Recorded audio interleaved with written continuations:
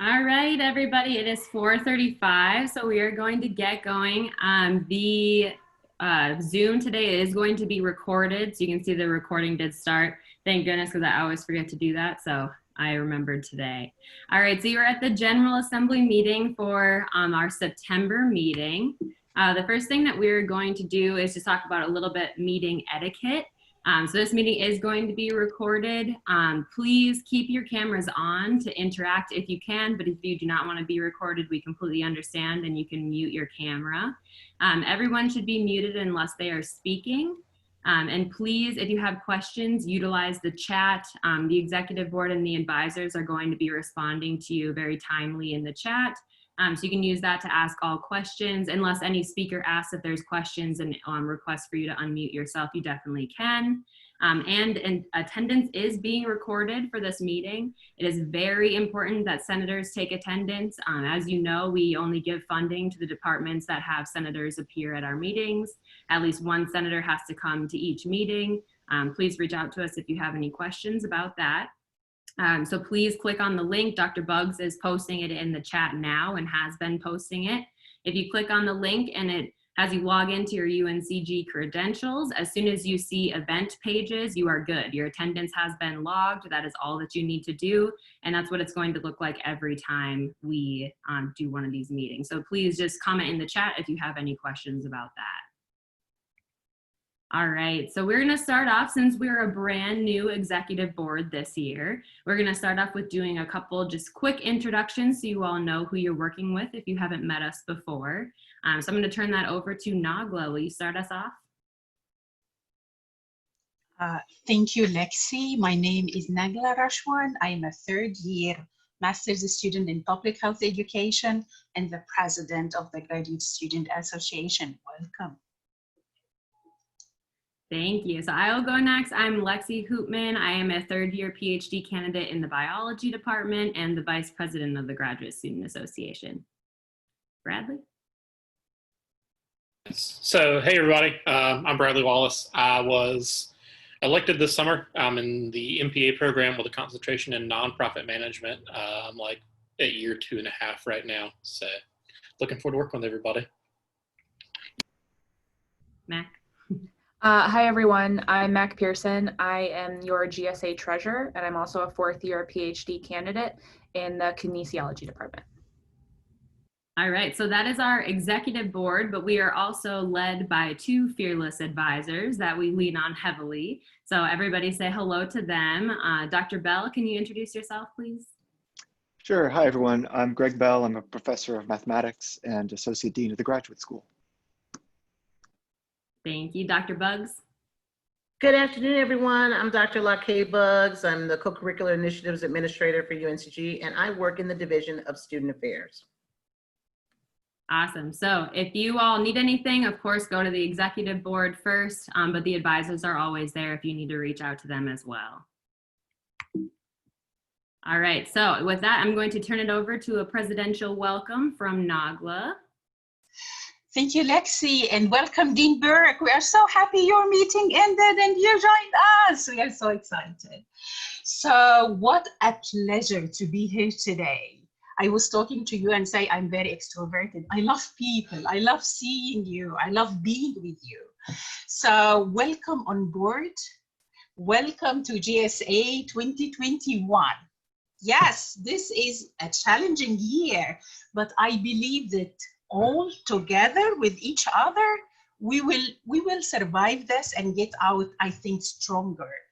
So the Graduate Student Association this year is really willing and having a goal of supporting you, of supporting graduate students because of what we are living in. So as an e-board, we decided we want to create a community of support for graduate students. And Dr. Buggs are always asking me, Nagla, what do you mean by support? And here I always say, Dr. Buggs, I mean by support, professional development support. I mean social support. I mean psychological support. My apology for the background noise. This is the reality of Zoom meetings. It's Hannah knocking at the door. I apologize for that, but it's part of reality. So we are here as an e-board and as advisors for all of you. We are here to support you. We are here to create that community of support, but I want you all to know that you are part of this community. We need you, we need your voice, we need your ideas, we need your leadership, we need your expertise. So this community will be the e-board working with everybody. When we thought of the objectives that we would like to have this year, we focused on the following. Next slide, please, Lexi.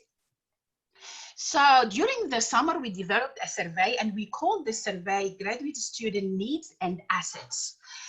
We will be sending the survey again as a second round for all the senators. Wait for it. The aim of that survey is to know your strengths and bring these strengths to our community, but also to know about your suggestions for the program areas. After that survey, we focus, yes, on professional development. Lexi has wonderful, great ideas for us on professional development. She is so good at inviting speakers from every place on campus to come and teach us and build our capacities. But also the social aspect for us is so important. This is a hard time, but we have to take care of ourselves. And sometimes the advisors say, remember to have fun. Yes, it is hard, but I think, yes, we need fun. We need some joy into our life. So some social events may bring some joy to our community. I think, and the e-board think, that we have to meet more often with all of you. We have to see you informally and say, come talk to GSA. We will have rooms where you can meet with Lexi, with Nagla, with Matt, with the advisors, just to have a place for you to ask questions, to put your feelings and say how you feel, how can we advocate for your needs. So those informal meetings, I highly encourage you to come, see us, we love you, come see us. We noticed that we have new senators. Sometimes being new is intimidating. So we are planning to mentor the new senators. We are here for you. We are here to help you go through GSA. GSA is a wonderful place. It is your only place to meet with all graduate students. It is the only place of a diverse talent. You can exchange ideas with your colleagues, but also you can support each other. Please, please feel that this is your home. We are your part of your family, and always come forward to be with us. It is a pleasure having you all. Thanks, Lexi. Thank you, Nagla. All right, that brings us into our two invited speakers, I guess 2 of the 3 invited speakers tonight. Both Dean Burke and Dr. Akins are here, so we work really closely with both of them, and we thought it would be really helpful to have them come introduce themselves, welcome everybody, and just kind of explain why they're going to be or how they're working with GSA. So Dean Burke, would you like to start us off?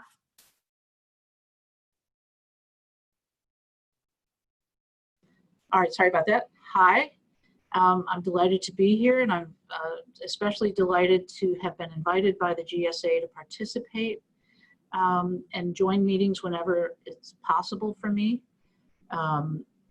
It's going to help. I kept saying that I'm so jealous that Dr. Bell gets to have all the fun with the students, and so I'm not going to steal his role in this, but I do enjoy connecting with the students.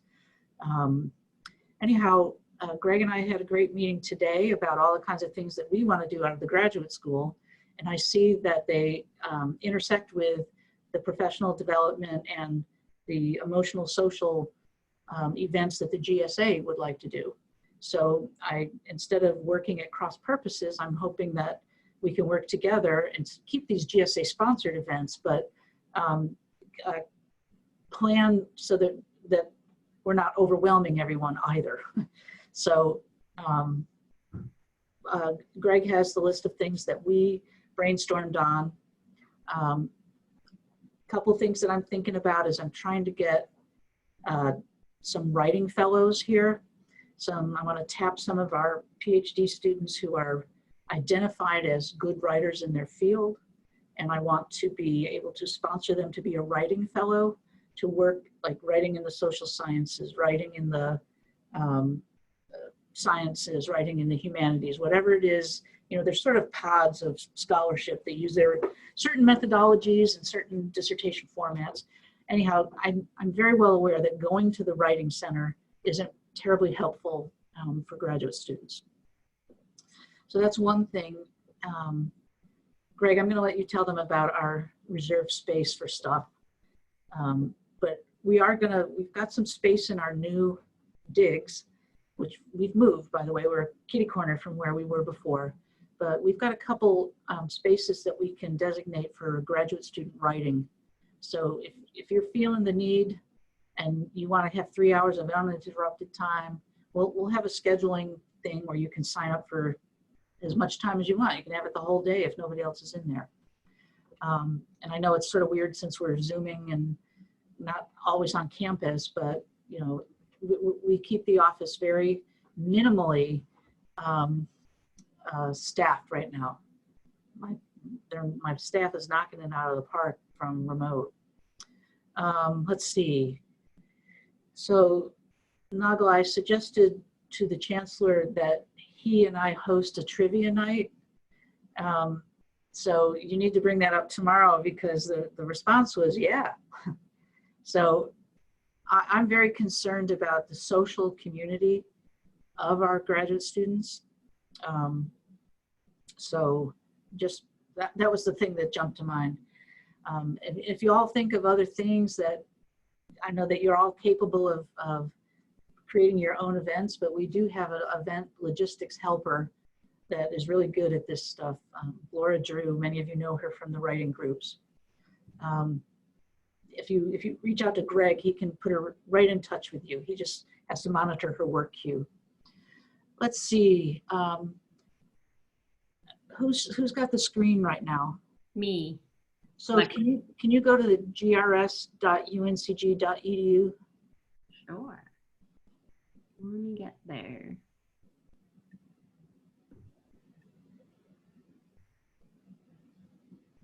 Say it for me one more time, Dienberg. grs.uncg.edu.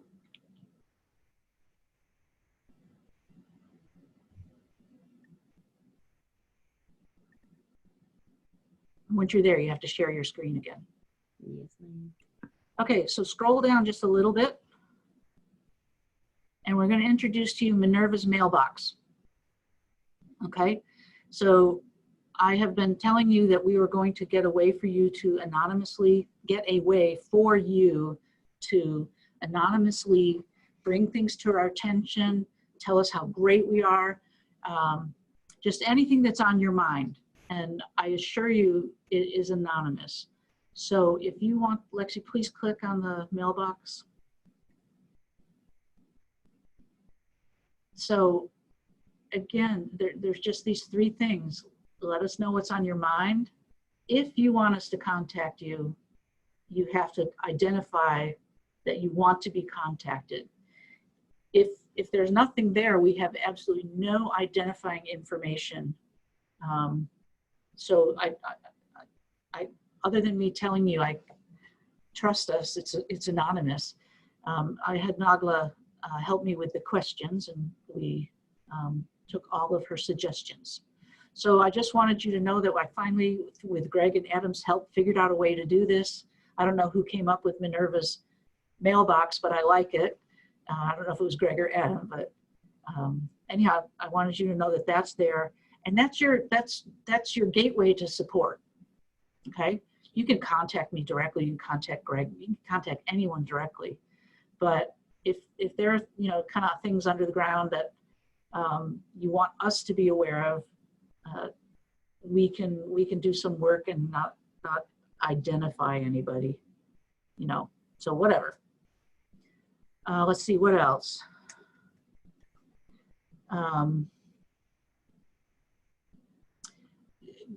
You'll be pleased to know that Greg and I are floating a proposal to the graduate faculty that we create a much more flexible thesis and dissertation submission process. We want to make sure that everything that you do in your graduate education helps you in your professional life. And spending a month trying to figure out how to get your table of contents to line up flush right when that's not how table of contents work anymore, is no longer appropriate. And we've known that for a while, but the faculty are the ones that set the guide. So Greg and a team of faculty worked on it this summer. There's going to be some really easy templates to use, and you're going to be able to follow your disciplinary norms, except for your front pages. So anyhow, again, we do hear the things you say. Sometimes it takes a little longer to get through. I'm still shocked at the glacial speed of the change in academia. And I've been in it my whole life. I shouldn't be surprised anymore. But even when something is simple and obvious, it sometimes takes time to go through all the proper channels. So I guess at this point, if anyone has a question for me, I'm happy to answer it. Thank you, Dean Burke. I'll have people just shoot you any question they have in the chat. Feel free to respond there. Otherwise, Dean Burke is great at answering emails, everybody. So you can send her an email if you do have something directly you can ask. But that Minerva's mailbox, that's what we were asking for. So that's awesome. Thank you so much for that. Thank you so much for coming again today, too. So with that, I'll turn it over to Dr. Akins. Lexi, if I could interject for just one quick second. Please. We had one question that popped up twice in the chat. Dean Burke, first, thank you for coming. Second, we've had the question pop up, like, where's the new location for these dedicated writing spaces, and how do students go about reserving them? Okay, so Greg and I just discussed this morning. So we will get a Google Sheet, or I don't know, we'll message out how we're going to handle this. But these spaces are in Mossman. They're in our new suite, which is 270 Mossman. One of the reasons we need you to sign up is we have to make sure that we have socially distanced safe spaces for everybody. So I guess stay tuned on that. We'll get that out as soon as we can. Like I said, I'm trying to have no more than like 2 or 3 staff members in on any given day. So their office, my staff doors are always unlocked, but we do have some dedicated spaces. So we'll get that right out there. Awesome. Thank you so much. Thank you. Okay, Dr. Akins. Thank you, Lexi, and thank you, Nagla, for the invitation. For those who I haven't met, although I see a lot of familiar faces, which is wonderful, my name is Kathy Akins. I'm the Vice Chancellor for Student Affairs. And if you're not familiar with Student Affairs, we have, I think it's 12 departments throughout the division that really are in place to support all students outside the classroom. So if you think about all of the departments that rest within EUC, those are student affairs areas, and then also all of the health related, so health and recreation related. So the clinic, the counseling center, Kaplan. We also support military affiliated students through that office. And I think I hit them all. Dr. Buggs, your advisor, is one of the staff in our division. And, you know, we're really focused on how do we help students to be successful? How do we help support your wellness and well-being? How do we create a campus climate that's inclusive and equitable? And how do we help you as students to be successful in the work that you're here to do? And so the message that I always like to bring to GSA is that we are here to serve and support all students. And so we're always interested and have, I think, benefited from feedback from this group in the past in terms of what could we do specifically to meet the unique needs of graduate students. And because we are serving all students, we want to make sure that we have things that are specialized for you. So that might include, for example, some of the work that's happening out of the counseling center, specialized groups for graduate students, but we're always open to suggestions. I heard Nagla mention that Lexi's really going to be working a lot again with professional development, and I think that's an area that our staff is always willing to come in and talk about. If you wanted support along, you know, the one thing that I think historically I've heard during my time here from this group is concerns on student well-being, mental health, housing and food insecurity, those kinds of issues, because we know that, just the stressors and the financial strain of graduate student is pretty significant, especially in these times. So we want to make sure that we're able to support you in any ways possible. For those of you who aren't familiar, we have been doing a lot on the campus around food insecurity. So through the Dean of Students office, which is certainly a support for you as graduate students, students can inquire about one-time emergency funding. They can look at obtaining support for food through meal swipes or other means sometimes. Of course, we're close partners with the Spartan Open Pantry, and also have some distribution sites on the campus now as well for food. So I hope that you'll take advantage of the resources that are available to you as students. And certainly, like I said, always just want to hear feedback from graduate students. I will tell you that the Chancellor and I are meeting this year monthly with a group of students from across the university from many different organizations, and some of your exec members from GSA will be participating in those meetings. So that's another place for you to raise issues that you would like the university's administration to be aware of. But our doors are open, my door is open, and so we are available and accessible to you. So if you do want to have further conversation around particular issues, please just reach out. Awesome. Thank you so much, Dr. Akins. eBoard, is there any questions we need to address before we let them go? Looks good. Okay. So thank you so much to both of you for coming, Dean Burke and Dr. Akins. I'm sure we're going to see them again multiple times throughout the year. They are a direct resource for us, like they both said. So please feel free to reach out to them or reach out to us so we can reach out to them for you. All right, moving right along. So we did a public relations marketing chairperson election during the summer, which has not been done in the last couple of years that any of us are familiar with. So we're going to talk a little bit about why we had to do this, but we elected Bradley over the summer. So you've already heard from him. You know who he is. He has already introduced himself. So basically what we need to do today is to confirm that official or the vote that happened over the summer, which was unofficial. The reasoning for that is we had the chairperson spot open up. So we opened our nominations on July 10th. We hosted an emergency meeting, which if you were a senator from last year, you got an invitation to that meeting saying, hey, we understand we don't have a Senate in the summer, but if you could please come to this meeting, we would really appreciate you coming to interview our candidates and then voting afterwards. So a couple of you I know came to that meeting, so thank you so much for coming. We did open the voting then right after that emergency meeting. And our voting always happens via Spartan Connect. So if we have any voting periods or any election periods throughout this year, you guys will be using Spartan Connect. So again, please follow us on Spartan Connect if you don't already. All you need to do is search Spartan Connect, GSA, and click the follow button. That is the only thing you need to do. So voting closed on July 30th. We announced Bradley as the elected chair member on the 31st. And the reason that we had to, you may say like, why was this such an emergency? Why did we need to get this done so quickly? We had a GSA executive board retreat scheduled for August 6th. And this retreat is just really our grouping together, figuring out everything that we want to do throughout the year. Very important meeting for us to start off on the right foot. Plus Bradley's position is very important because if you're a senator, you've been hearing from Bradley a lot in the last month.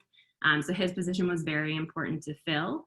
So what we are going to do now is we need a 2/3 vote from all of our senators to confirm Bradley's position, since this is our first actual Senate meeting, because we didn't have a Senate throughout the summer. So what I'm going to do is I'm going to plop a poll up on your screen. Please vote if you are a senator. So again, senators only, please vote. Yes, no, or you can abstain from the vote. So I'm launching that now. And this is just confirming Bradley's position as the marketing chairperson. So I'm going to give just a couple of minutes for that. And please comment in the chat if you have any questions about this.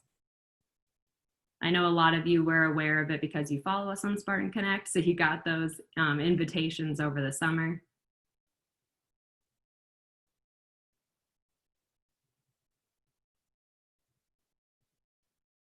Perfect. Votes are rolling in here. I'm going to give like 20 more seconds. We'll have a whole minute to vote. Please let us know in the chat if you have any questions.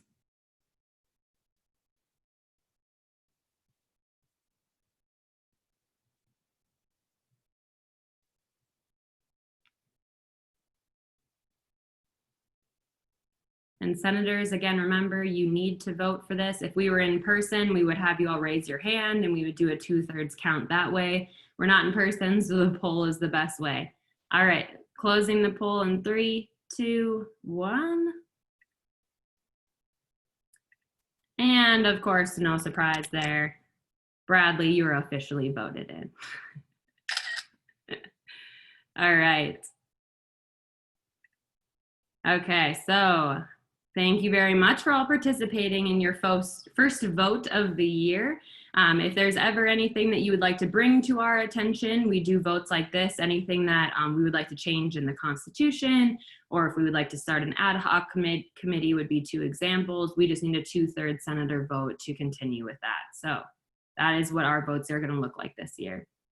Okay, so over the summer, we also started an ad hoc committee for a Constitution revision. The GSA Constitution has not been revised in a couple of years, more than a couple of years. So we took that upon ourselves to start an ad hoc committee to revise this and just kind of update the Constitution, make it more up to date, and also make it more viable for future as well, so it does not need to be updated each year. So that Constitution Review Committee consists of 3 executive board members and 2 other graduate students. So you can see here, I chaired the committee. Both Mac and Bradley were a part of that. Josh Frost and both Morgan Carter were also graduate students that were on this ad hoc committee. So we went back and forth. Of course, we didn't edit our own sections, but we went back and forth with edits and kind of went through everything that we had issues with the voting for this summer, since that's never happened before. So we updated that part of the Constitution as well. So what is going to happen is you all are going to receive the new revised Constitution via email from Bradley. And I say you if you are a senator, but any graduate student, if you're interested, please reach out and let us know. We can put you on that email list. So Bradley is going to send this out to you, including a poll that I'm going to talk about later on in the presentation today. You'll most likely get that email from Bradley tomorrow. So you get the Constitution, please read it before our next October 8th assembly meeting. During that meeting, we will vote to see if all of the revisions have passed. So again, please read it by the October 8th assembly meeting. During that meeting, we will have the senators again use a poll and do a 2/3 vote to make sure all of that has passed.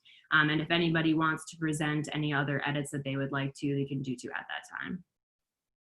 Is there any questions we need to address with that? All right. Okay, so treasure updates. I'm handing it over to Mac. Awesome.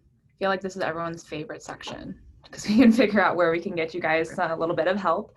Like Lexi said, I am your treasurer. Oops. Okay. And so what I first want to start talking about, which some of you might not know, is we get an annual allocation of funds. We are one of the largest departments or largest groups on campus, so you can see that we have a good size amount of money to work with. That again, our #1 priority is figuring out how to get this funding back to you. This funding does come from your student fees, and so we want to make sure that you feel like you are getting your student fee kind of money back in essence. We obviously have a large amount of money, but we do split it between 2 semesters. I'm fortunate enough to work closely with Dr. Buggs and Corey Potts, and they are very, very useful. And so if you do have questions, just put them in the chat. How we kind of spend our money per semester is we have our professional development fund, which many of you have used in the past. That helps promote and support travel for graduate students going to conferences, paying for things that are related to that travel. We also have a research capstone fund, which I know that, including myself in the past, have tried to utilize. And we are working very hard right now trying to figure out ways that we can actually utilize it. And we are so close at getting, I think, a really concrete system so we can help with research. And so the Research Capstone Fund, again, is to help you guys do your research. I know Dr. Buggs has heard this numerous times, but I did the Research Capstone Fund my first year here. I really needed GoPros to do my research. And it got approved by GSA. And then when it got passed up the kind of chain of command, we couldn't get it through accounts payable because they said that the library I should be able to go to the library and check out cameras. And that anyone who does any type of research or needs special equipment knows that checking it out every day and checking it back in is just not doable. So we're really working, I'm working very hard with Dr. Buggs and Corey Potts to try to figure out a way to make this more useful for you guys, because we are in a very unique time where none of us are really traveling, and GSA can't support any travel at the moment, but that doesn't mean we can't support your registration fees for virtual conferences. Again, we are very close to figuring out a way where we're again going to open up through the Info Ready, like you guys did in the past. You'll submit for the PDF, and then separately you'll submit for the Research Capstone Fund. We're hoping to get that up and running pretty soon because, again, we know that there's a need for that. Talking a little bit more about our budget, per the Constitution, 20% of the allocation is for your exec board, our salaries, and then 3% goes to programming and events. We also, very recently, we are supposed to hear back today, but I'm still waiting on the email from SGA, the Student Government Association. Lexi's gonna give you a little bit more information, but we're working really hard at trying to get some more funding available for programming and events, what's called Grab and Grub with GSA. And that helps basically, which I don't want to steal Lexi's thunder to talk about it, but I think it's a really unique opportunity for not only graduate students to benefit by going into the university or going into Greensboro community, but in a really unique, special way. And then obviously the last 2% is for leadership travel funding that we use as an exec board. So I guess I would open it up for questions. I know this is like a dangerous game to play, but if you have any questions about the Professional Development Fund or the Research Capstone Fund, how you can apply for funding, again, I'm more than happy to answer those questions. I'm going to open up the chat here. Mac, you already have a question in the chat that's asking that if students have already expended funds on research, will they be allowed to apply for funding when it's released, if they've already spent that money? So we're working, that's a good question. And Dr. Buggs, please back me up or cut me off if I'm wrong. For research funding, the best way to get things basically paid for research is to not buy it yet. Again, accounts payable, there's a lot of red tape to go through and work with. So we want to make sure that if you do need something, the easiest way for you to get that item is to not buy it yet. And I'm fully aware that sometimes that's just not possible. And if that's not possible where you've already spent the money, then that would be probably a good time to send me an email and reach out, and we can figure out if that's something that we can get passed through. Again, we're trying our hardest to make sure we use our funding and we give it back to the students in the best way we can. So I have a question, Mac, for you. Yeah. So you said like Professional Development Fund and the Research Capstone Fund as like how many students will get per semester? Or this is per year? Or this is for the individual students or the whole research group, or anything like departmental specific group, and how they can apply for this kind of Research Capstone Fund? Yeah, those are great questions. And my internet was a little shaky, so I think I got them. So the Research or Professional Development Fund and the Research Capstone Fund are designed to help individual graduate students. The Professional Development Fund is there to help support needs associated with travel. And then the Research Capstone Fund is to help you with your research as a graduate student. If you have more specific questions about what's being funded or what can be funded, I have those questions too. Dr. Buggs and I had a sit down with accounts payable. Thankfully, Dean Burke set that up for us, which was great. And we have a little better idea of what's going to be funded. For example, making sure that whatever you do buy or that you need for your research is the whole either department or lab, someone just beyond yourself benefits, right? So accounts payable is really big on how does the university benefit from buying GoPros, let's say for my example. And so that's our big push here to kind of cut through the red tape, is making sure that we're meeting the needs and questions that accounts payable has, but we're also making sure that you guys are getting your funding that we know you need. Did I answer your question or I missed one? No, it's good, but it's a total of $28,709. Mm-hmm. But this is like, is there any limit per student or anything like that? Yeah, And so how there'll many be a students limit can per get? student what you can get. We're still working because we're still working at developing the info ready submission about what that money or what that cap looks like for each student. Typically the cap for the PDF or the professional development fund has ranged between like 250 to 500. But right now no one can travel, or the university can't support you in travel.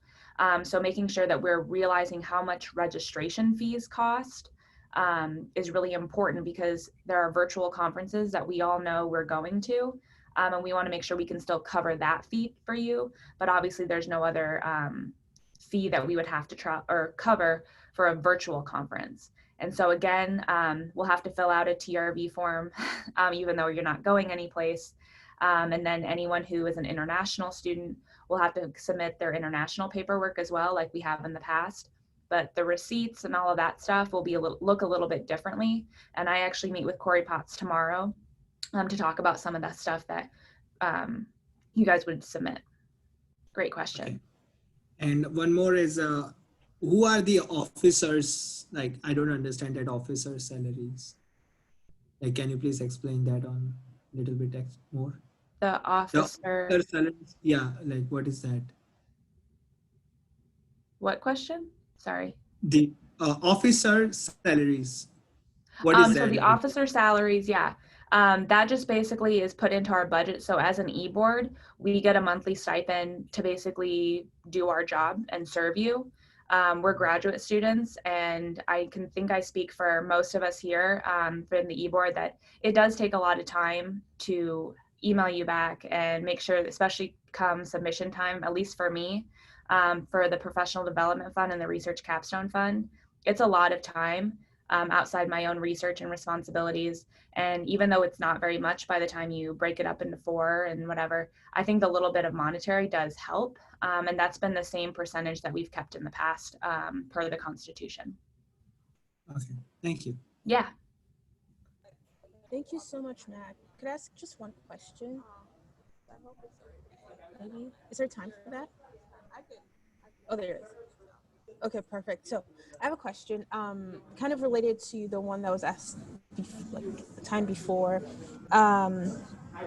So for conferences that will hold, because I know before you had to have already attended the conference and then you apply for reimbursement. Is that still the way it's going to work? That you apply post conference?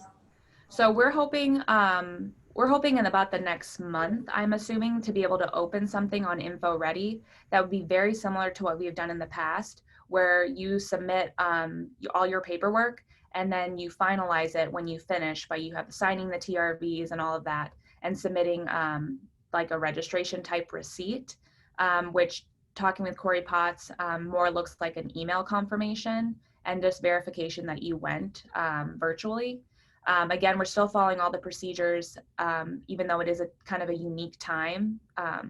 And so there'll still be an open window and a close window for our submissions. So if you do have a conference that you have coming up, make sure to get that paperwork ready now and make sure you pull your receipts so we're ready to go come submission time. That's helpful. Thank you. Yeah. Mac, you do have one question in the chat from Okay. Kristen. You want to read it? Who's it from?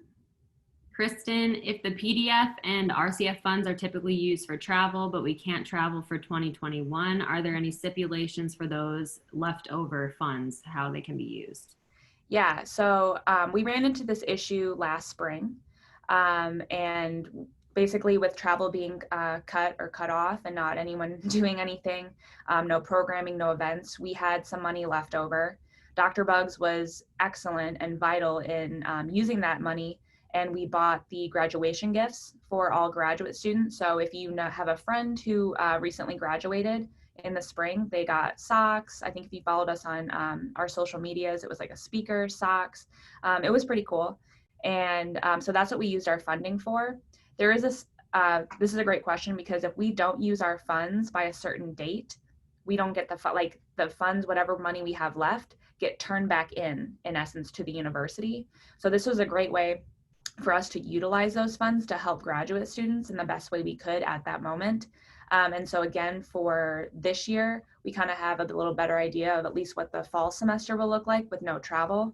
And that's why utilizing the Research Capstone Fund is going to be so important for us, because we know there are needs from graduate students who are doing research and need a little extra help, whether that be some type of like gift card or promotion thing for research subjects to come in, whether that be equipment. And obviously there's going to be a cap on how much we can help you with. But using the funds as much as every dollar, my goal is to like basically turn over no dollars at the end of the fiscal year. So we want to make sure that we're getting you as much of that funding as possible within the boundaries of accounts payable.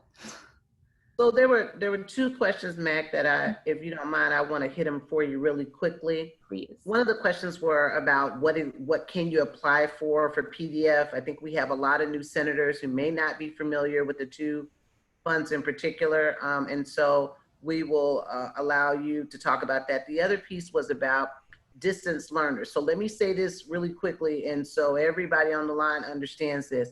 If you are a 100% distance student at UNCG and you are not, hear me carefully, not paying student activity fees, you are not eligible to request funding from this fund. You have to be paying student activity fees to get that fund. So if you are a distance learner and not a full-time online remote student, then it doesn't matter. If you happen to be like Bradley and you live in a whole nother city other than Greensboro, if you are a student who's full-time and you're paying fees, or I'm sorry, if you're a student who's paying fees, then it's fine. But if you are a student that's in a program that doesn't pay fees, you are not eligible to apply for this funding. So that's the piece I'll put out there. And then if you don't quickly mind, Mac, to speak to what the PDF normally funds, the question about virtual events, that's the other question, and when you think the submission guidelines will be out for everyone to be prepared to apply. Yeah. So for anyone who's new, the Professional Development Fund is basically designed, and the goal is to help you and support you in travel to academic conferences. So typically, obviously in the past, let's say I buy a plane ticket, I stay at a hotel for a conference. We all know that's a pretty hefty cost. So this basically helps counter that cost by a certain cap extent. So maybe it's $500, maybe it's $250. Obviously, we strongly encourage you not only to apply for our funding, but other funding through your department and whatnot. So typically in the past, we could help pay for maybe gas and part of an airline ticket, registration. But unfortunately now with no travel, this looks a little bit differently. And now that we are still going to conferences, so I think that the academic community has kind of made a pivot and we're able to do conferences virtually. Now we have to figure out a way that the Professional Development Fund can still work for us, right? So now we're paying for registration fees because again, that's still a burden and a cost to graduate students, especially with all the other things kind of going on in the world right now. So we can still cover the registration fees, and really there's no other cost, or I don't think there should be another cost. If there is another cost to you, then you need to let us know and we can see if that would fall under the guidelines of the PDF. But things like childcare while you're at a conference, animal care while you're at a conference, unfortunately does not fall under the PDF guidelines. I know that's always a question in the past. What other questions do we have, Dr. Bugs? Oh, the timeline. I'm working very hard at trying to get this up in the next, I would say 3 weeks, but realistically it could be 4. I'm fully aware that I know you guys need funding and want to be reimbursed for both the Professional Development Fund and the Research Capstone Fund. And so we just want to make sure that we make this as easy and streamlined for you as possible. And so making sure that we work with InfoReady to make it easy for you to apply, easy for you to work with me through this process is kind of our main goal. And so I would assume in the next few weeks, we'll be able to get that up and running. Again, that's why it's so important to stay on top of your email and to subscribe to Spartan Connect, because that's how you get some of those information. Awesome. Dr. Bugs? Thank you so much, Mac. So if anybody has any further questions for Mac, feel free to utilize the chat, but we do have to keep going through the agenda here. Mac, feel free to post your email in the chat. People can reach out to you directly there. So thank you so much. That was an awesome presentation. So I'm going to jump into a little bit more of what the Vice President does. I am in charge of programming. So if anybody is interested in programming or likes to help kind of structure events and plan all of the schedules, I would love to hear from you. We're going to talk about different committees that you can join in a minute. So the part of the programming is we have social and professional development parts of that. Nagla and Mac have both touched on this slightly. So as far as the social goes, we did a welcome swag and PPE gear handout last week. So that went really well. Mac and the rest of the e-board got to see a lot of you. That was great. That's awesome to hear. We were planning another distribution, if you saw on the agenda, to be for tomorrow, but due to the weather and a couple of other items, we are going to have to postpone that. So you will hear from us soon whether the next or where the next distribution is going to be. So we have awesome shirts that we are handing out. We have face masks that we are handing out, hand sanitizer, a bunch of different cool swag GSA items. So please follow us on Spartan Connect, follow us on social media, and you will hear about that. We are also going to be doing a Halloween costume contest. So I'm going to be working closely with Bradley on this. We're going to be doing some type of image submission and voting system through our social media, and you'll win some great prizes. If you were part of the GSA last year and came to our Halloween party, we normally do have a party each year. I'm so sad we can't have a party this year, but we'll just live vicariously through last year since that went so well. But we will be doing some type of costume contest, so please still get your costume, still plan to dress up. I know I will be doing that as well. We also are going to be doing Grab Grub with GSA, so that's one of the things Mac was talking about. Hopefully we'll get a little bit more funding through the SGA for. But this event is going to be supporting Black-owned restaurants or other restaurants that are supporting the Black Lives Matter movement in town here. So it's also supporting local restaurants. One example of this would be Dames. If you haven't been to Dames, Chicken and Waffles, go to Dames. It is fantastic. I just got it last Sunday. You can't currently eat in Dames, but you can take it home with you. So what we're going to do is actually supply you with gift coupons to these places. We will meet you outside or somehow pass off these gift cards to you so that you're able to get that meal paid for and support that business. So we're going to try to start that monthly. So hopefully you'll hear from us at the end of this month about our first Grab Grub with GSA.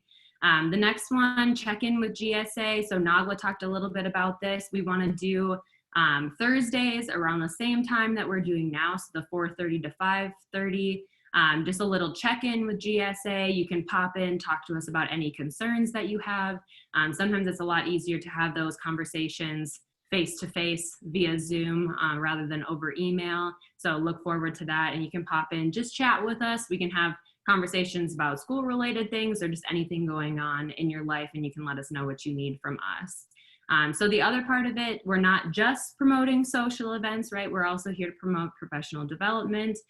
So on the screen, you can see a couple professional development things that I plan to do this year, all the way through both of the semesters. These are a couple things that we planned to do last year, doing the Graduate Student Appreciation Week. And of course, that had to be postponed because of COVID. So looking forward to doing it this year. A couple of these things will actually be easier to do via Zoom because we can have like the top dogs throughout the country promoting these events with us.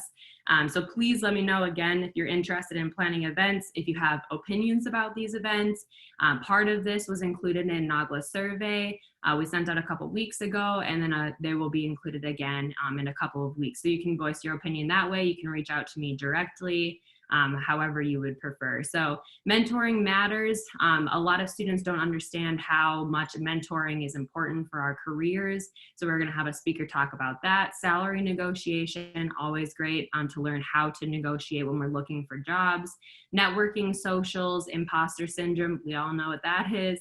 Online presence, so that would be having like an academic Twitter, controlling all of those LinkedIn, ResearchGate, whatever your online presence would look like, making your own personal website, things like that that could help you get a job in the future. And then of course, work-life balance. So those are a couple of ideas that we have that we are going to be implementing this year.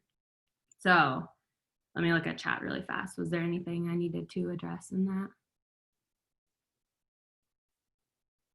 Okay. Yes, we could definitely, I saw a group me chat for senators. Definitely send us an email about that with our senator mentoring program. We could definitely start some type of Slack or group me so that new senators could easily reach out to us. Whatever works better for you guys, let us know what you prefer. All right, so the next thing that you are going to get, I know a lot of you have to leave at 5:30, so I'm gonna wrap this up here in 3 minutes. But just so you know, we are going to have a presentation about voting right after this. So if you can stay until 5:40, please do. It's from the OLC office. We're gonna have Christina Gage come in and talk about how we can engage in voting this year. So please stay until 5:40 if you can, but otherwise you do not have to. So if you need to leave at 5:30, you can.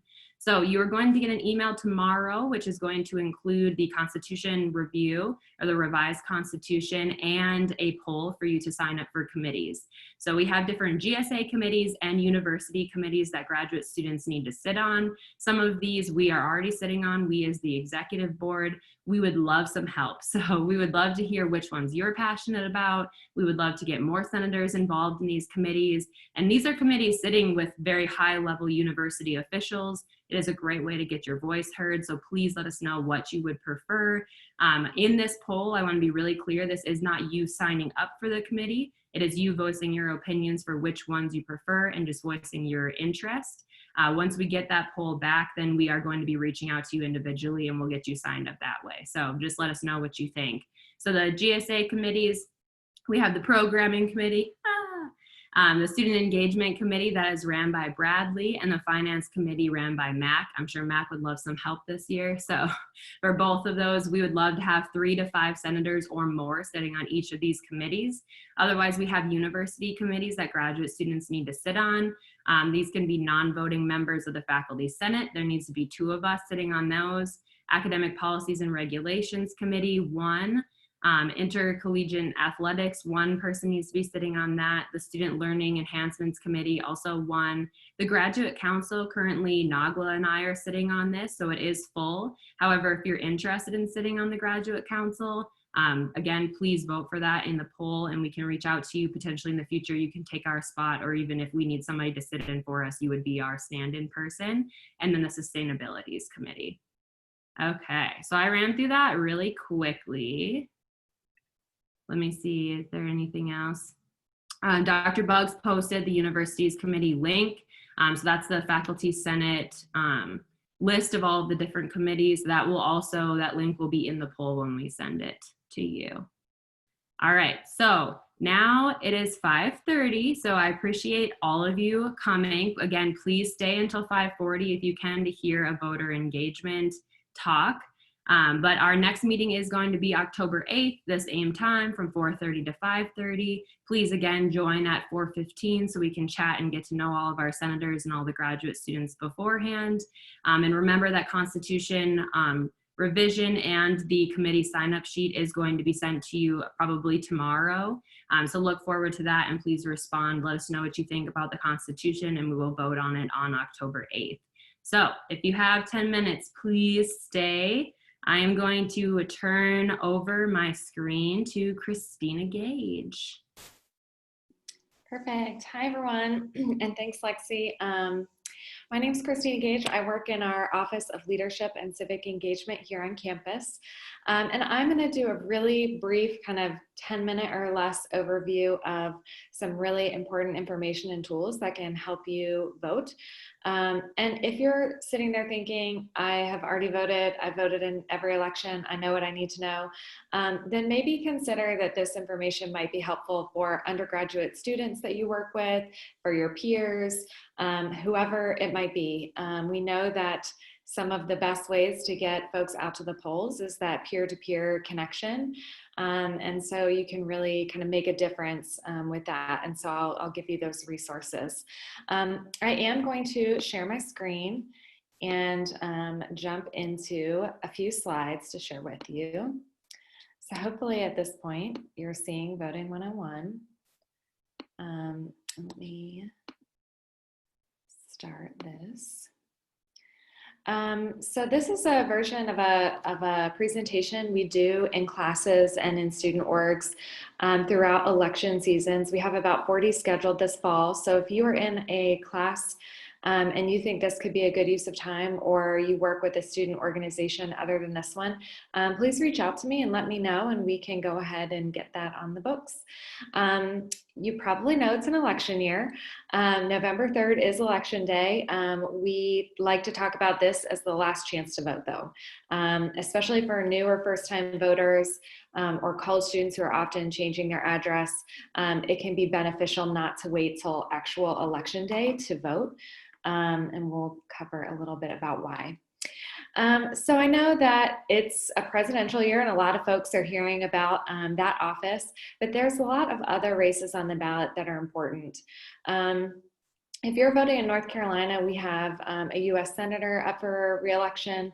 Our governor's office is on the ballot, and we have some really important district judges and state legislators. So there's a lot of things that you know, are going to be changing our landscape. For example, the governor's race, we have our incumbent, who's a Democrat, and the Republican challenger have very different views on how to manage a pandemic. So if that's something that is of concern to you, that could be a good race to look into and research. What you need to know to make sure you're ready to vote is that you're registered at your current address. If you're not sure, North Carolina has a really great lookup tool. You can look up your registration. Other states do as well. Can I Vote is a great website. If you're voting in another state and you want to check your registration, you can use that resource. But you can look yourself up. And the nice thing about that tool, if you are registered already, it will show you a sample ballot, which they're already populated. And so if you want to know what it's going to look like when you vote on election day, you can go ahead and look at that sample ballot and see who the different candidates are for those offices I mentioned. That's a great way to do your candidate research ahead of time. If you're not registered, you have plenty of time. The voter registration deadline is October 9th. But after that, if you miss it, you can still register and vote at the same time during early voting. North Carolina has what's called one-stop voting, which is very convenient, and you can do both of those things at the same time. If you are an on-campus student, I know this may not apply as much to graduate students, but there is a specific way you have to register with an on-campus address. For the residential part, so on number 4, you would put a room number and the name of a residence hall instead of like 123 Gray Drive or Gate City Boulevard. This is something a lot of our on-campus students don't know, and so valuable piece of information if you're helping someone register. The mailing address for that on-campus address is going to be the iSpartan. And then you have 3 options to vote, and these are all safe and legitimate ways to vote. You can vote in person on election day. If you choose that, you must already be registered, so you have to be registered accurately before that October 9th deadline. And you have to go to your assigned precinct or polling place. So you can't go with a friend. You can't vote at the Kaplan Center. That is going to not be an election day site. Early voting, and we'll go over the dates for that, but it's October 15th through the 31st. The nice thing about early voting is that if your registration is not updated, or you find out that you're not registered or you need to register for the first time, you can do that and vote at the same time, like I mentioned. You may be asked for proof of residency if you early vote, and that if you're an off-campus student could just be a utility bill with your name and address on it. If you're on campus, anything you can pull up on your phone that shows like a residence portal that you live on campus is fine to show the poll worker. And then finally, absentee voting. That is also called voting by mail. You would request from North Carolina an absentee ballot, which that request system is now online. You can do that online. Once you receive the ballot, you have to make sure that it gets back in by 5 p.m. on the day of the election, so postmarked by then. And the deadline to request that ballot is October 27th. Fun fact, the Kaplan Center on campus is going to be an early voting site, so very convenient for a lot of us. It will be active the 15th through the 31st of October, and you can see this is linked to our website. It's also on the Guilford County Board of Elections webpage, so it's small here, but it'll be open for about 2 weeks from 8 a.m. to 7:30 p.m. every day. It's a little shorter on Saturdays and Sundays, but really convenient, and there's a list of all the other Guilford County early voting sites. If you're registered anywhere in Guilford County, you can vote at any Guilford County early voting site. So it's not specific necessarily to where your election day polling place is. I talked about these dates, so I'm not going to linger too much more on them.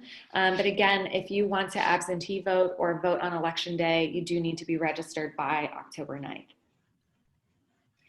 And we have partnered with TurboVote to provide a customized, very easy to use platform for students to register to vote, request an absentee ballot, or get election reminders. So if you get anything from this presentation, take a screenshot of this address, go here now. If you're active on social media and you have a lot of other UNCG friends or followers, please share this. This platform will accurately take you to register to vote. It will take you to request an absentee ballot. All those kinds of things. It's pre-populated with those on-campus addresses, so it will correctly prompt that format that I showed you earlier. So this is a tool, especially because there aren't a lot of people out this year handing out paper forms because of the coronavirus. So we want to make sure that everyone's still getting access to registration and they're still being asked frequently if they are registered to vote. So this is kind of a be-all catch-all platform that we're super excited to have and offer this year. And then there's my contact information. That was a lot of information in a short amount of time. I'd love to take questions if you all have them. It can be specific or general or how to get more involved. But if I am reachable either at that email, that's my direct line right there, that phone number. We do have a website with all this voting information listed, so you can always check there for more details. And then of course, TurboVote, which I can put that link back in the chat. So any questions, feel free to unmute yourself or you can put it in the chat. Oh, perfect, it's there, thank you.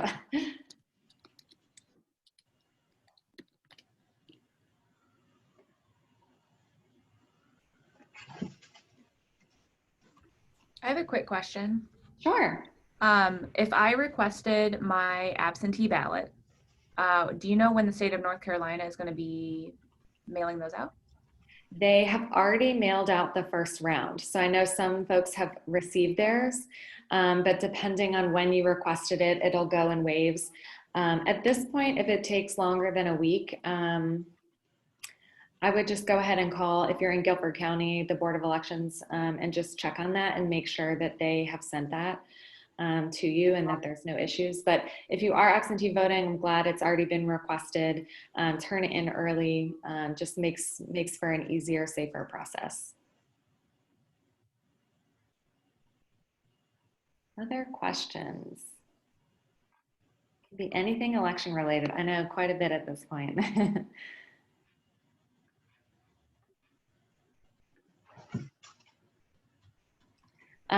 While you all are thinking, I will share just a fun fact. So we're part of a study out of Tufts University, and we have data on UNCG voting rates, and graduate students in presidential elections tend to vote at a rate of about 60%, which is about 10% higher than our undergraduate population.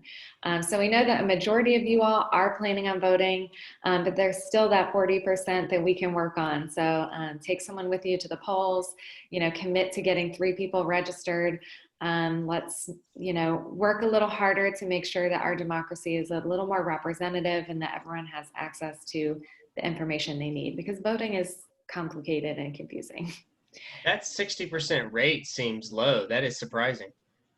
It's not that encouraging, but I will say that UNCG as a whole, we tend to be about 2 to 5% above average for universities of our type. So it's actually good in comparison, but I agree it could certainly be better.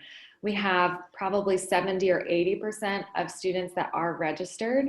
And so we know that there is that gap of people who could vote but aren't voting. And then there's certainly that percentage of students who don't get registered and aren't voting. I see a question in the chat. If you're using an out-of-state ID, can we use a document with our current address or re-register? So if you're from out of state, you can register to vote in North Carolina at whatever address you're living at when you are attending school here. You do not in North Carolina have to show a picture ID when you go to vote. A law was passed in 2018. But it's held up in the courts right now. And so they shouldn't ask for your ID. So especially if you have an out-of-state ID, let's not confuse the poll worker and show that. If they do ask for proof of residency, I would bring a utility bill or look up a HAVA document, H-A-V-A. It stands for Help America Vote Act. And there's a list of documents that you can use to prove your residency. So especially if you're early voting and you're going to register and vote at the same time, bring that with you, one of those documents. Awesome. Thank you so much, Christina. We all appreciate you coming. I know that was a lot of information we probably all needed to be told or at least reminded of. So I appreciate that. Hopefully we can keep working with you and maybe even have a reminder at our October 8th meeting, since that will be right before registration ends. Perfect. Thank you all so much for your time. Thank you.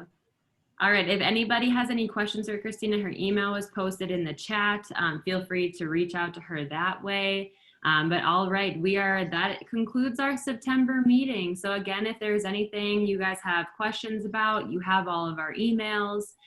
Feel free to reach out to us directly. We would love to hear from you. And it was so great to talk to some of you beforehand. So hopefully next month at 4:15, more people can join and chat with us for a couple minutes before.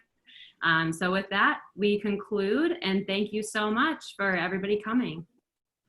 Thanks, everyone. You'll have a good night. Thank you, everybody, for coming. Thank you, guys. Lexi, thank you so much.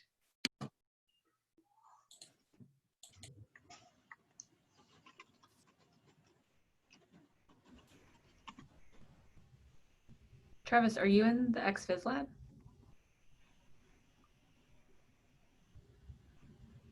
Hey, sorry, I think I was on mute. Yeah, I'm in the XFIS lab. We've got some assays running that I have to get back to, so I'll see you. Bye.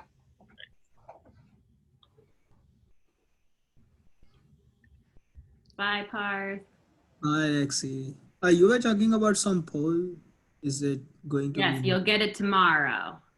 Tomorrow. Okay. Your email. Sounds good. Talk to you soon. Bye. And then there were 6. Only I Let's started kicking people out. I just started removing people. I'm like, oops. Get out. Get out. Yeah. Like, no, don't be sitting here. Well, especially for people who had like their screen thing up, but they're not physically watching the screen. It could be anywhere, So I was just like, all right, you gotta go. Dr. Buck, you were so on point.